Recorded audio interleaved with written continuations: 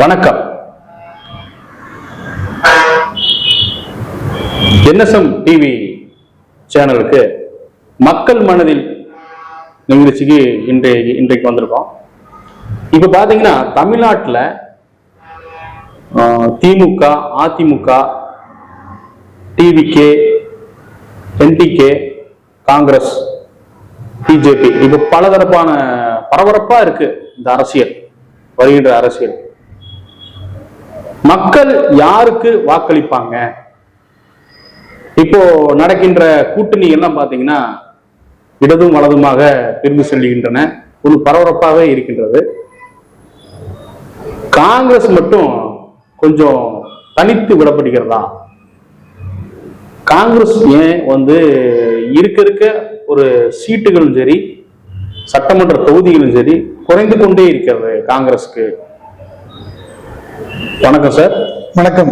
இப்போ காங்கிரஸுக்கு தொடர்ந்து காமராஜர் காலத்தை விட அடுத்து வர தலைவர்கள்லாம் சட்டமன்ற தொகுதிகள் கேப்பாரற்று அதை குறைஞ்சுக்கிட்டே இருக்கு. எதனால? வாக்கு வங்கியும் கொஞ்சம் கம்மியா இருக்குன்னு மக்கள் பேசிட்டு இருக்கிறாங்க. எப்படி பாக்குறீங்க? வணக்கம். தமிழகத்தில் திமுக ஒரு கூட்டணியாகவும், அதிமுக ஒரு கூட்டணியாகவும், நாம் தமிழர் ஒரு கூட்டணியாகவும், அங்கே தமிழக வெற்றிக் கழகம் ஒரு கூட்டணியாகவும் செயல்பட்டுக் கொண்டிருக்கின்றது. இங்கே அதிமுகவில் அதிமுக, பிஜேபி, ஐஜேகே மற்றும் டிடிவி தினகரன் ஆகியோர்கள் ஒரு கூட்டணி அமைத்து அவர்கள் தேர்தலுக்கு தயாராக உள்ளனர். அதுபோல திமுகவில்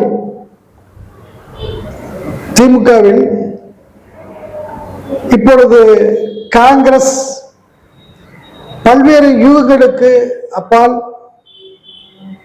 அது காங்கிரஸ் ஏறக்குறைய விஜயுடைய கட்சிக்கு செல்ல இருப்பதாகவும், அங்கே அவர்களுக்கு தேவையான அளவிற்கு சீட்டு கிடைக்க வேண்டும் என்பதற்காக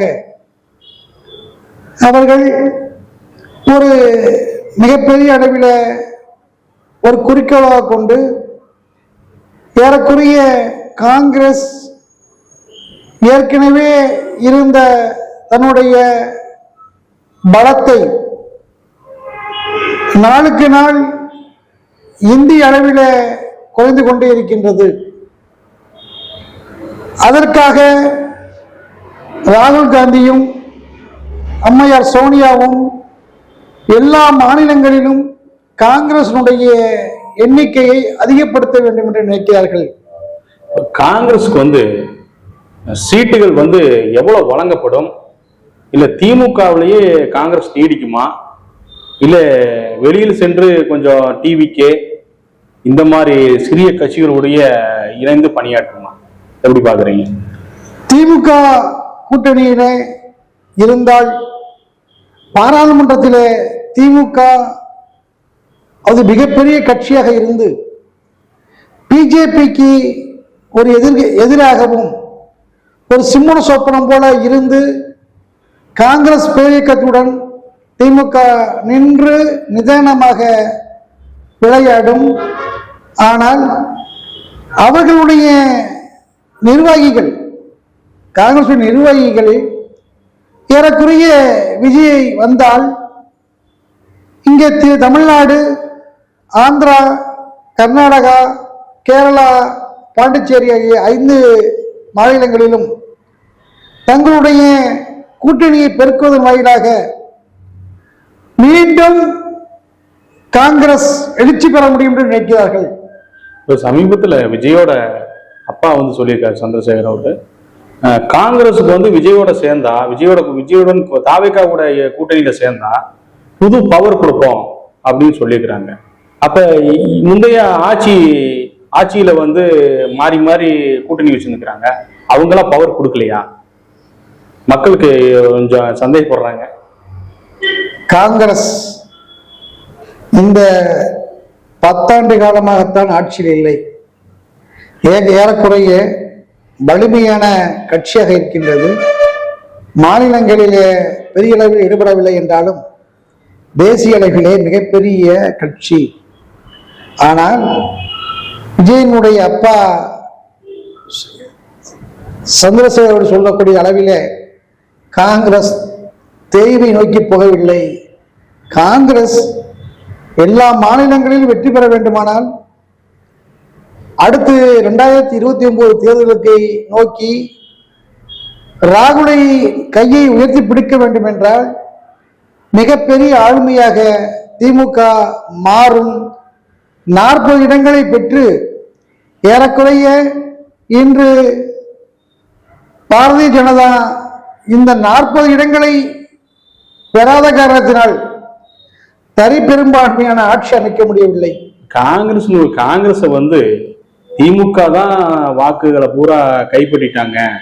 காங்கிரஸுடைய வாக்குகள் பூரா இப்ப வார்டுல வந்து காங்கிரஸுக்கு அந்த அளவுக்கு வாக்கு சதவீதம் இருக்குதானே தெரியல. அவங்க வந்து எப்படி ஒரு 40 தொகுதி கேட்கக்கூடிய அளவுக்கு நாங்க இருக்கிறோம், தகுதியாக இருக்கிறோம்ன்ற மாதிரி சொல்றாங்க. ஒரு கட்சி தொண்டர்கள் பலத்தையும் அதனுடைய செயல்பாடுகளை பற்றியும் வைத்தே எடைபடப்படும். எஸ்ஐஆர் என்ற மத்திய அரசினுடைய அங்கே வேட்பாளர்களை சரியான அளவிலே கணக்கிட வேண்டும் என்பதற்காக எங்கெங்கு வாக்குச்சாவடி முகவர்கள் இருக்கிறார்கள் என்று சொல்ல வந்தால் எஸ்ஐஆர் இந்திய முழுமைக்கும் தமிழகத்தில் தான் ஒழுங்காக செயல்பட்டிருக்கின்றது. ஏறக்குறைய 750 பேருக்கு ஒரு ஆளாக கருதி திமுக தன்னுடைய வேலையை செய்திருக்கிறது. இது தமிழகத்தில் எஸ்ஐஆருடைய பாதிப்பு பெரிய அளவில் இருக்காது என்பது உண்மை. காங்கிரஸ் எத்தனை தொகுதி சட்டமன்ற தொகுதியில வெற்றி பெறும்? காங்கிரஸினுடைய நிலைப்பாடு என்ன? காங்கிரஸ் பிற்காலத்துல இளைஞர் மனதுல வந்து ஒரு அங்கீகாரம் பெறுமா? எப்படி பாக்குறீங்க? வணக்கம்.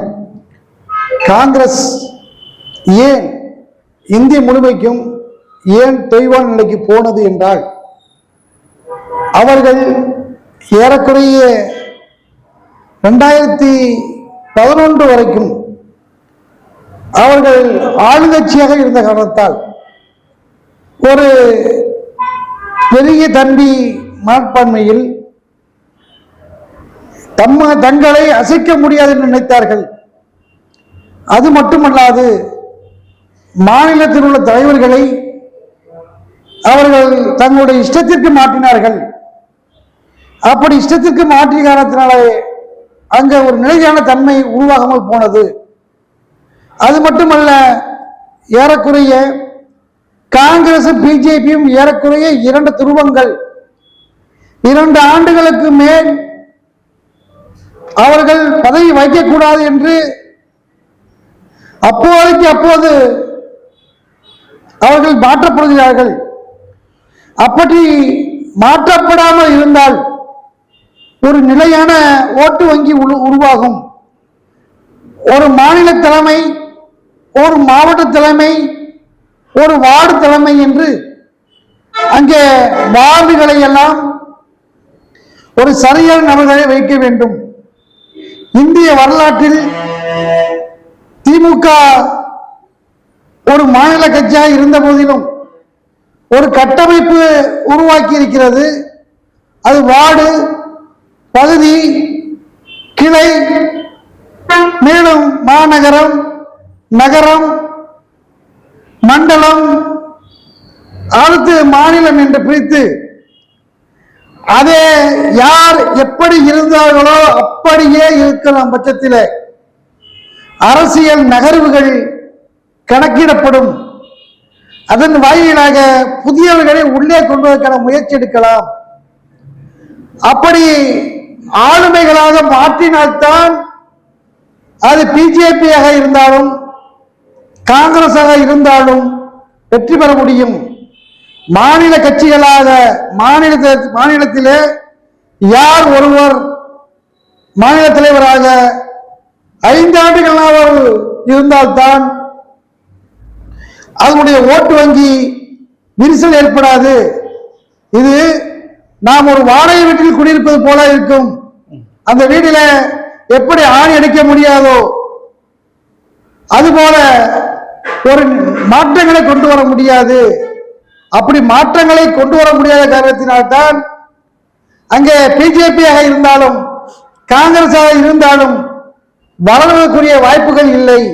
ஆனால் காங்கிரஸ் தன்னுடைய தவறை திருத்திக் கொள்ள முயல வேண்டும். பிஜேபி ராம் ராம் ராம் என்ற இந்த மூன்றை வைத்துக் கொண்டு அங்கே வடமாநிலத்தில் இந்துத்துவ கொள்கையை முன்னிலைப்படுத்தி அந்த ராமையே தங்களுக்கு சாதகமாக பயன்படுத்தி அவர்கள் இப்போது 15 ஆண்டுகள் ஆகப்போகிறது. இந்த 15 ஆண்டுகளாக அவர் கோலச்சக்கூடிய நிலையில வாழ்ந்து கொண்டிருக்கின்றார்கள். அப்படி காங்கிரஸ் ஒன்றும் அழியவில்லை. காங்கிரஸ் உடைய தலைவர்களை மத்திய அரசு மத்திய தலைமை சரியாக நடத்துமேயானால் காங்கிரசும் எழுச்சி பெறும். இப்ப யாரை மாத்தணுங்கிறீங்க காங்கிரஸ்? அதாவது மாநில தலைமைகளா, இல்ல கட்சி மாவட்ட நிர்வாகிகளா, இல்ல ஒன்றியம் கிளை இந்த மாதிரி இருக்கிறவங்களவா? எப்படி? அதாவது நியமித்து செய்யக்கூடாது.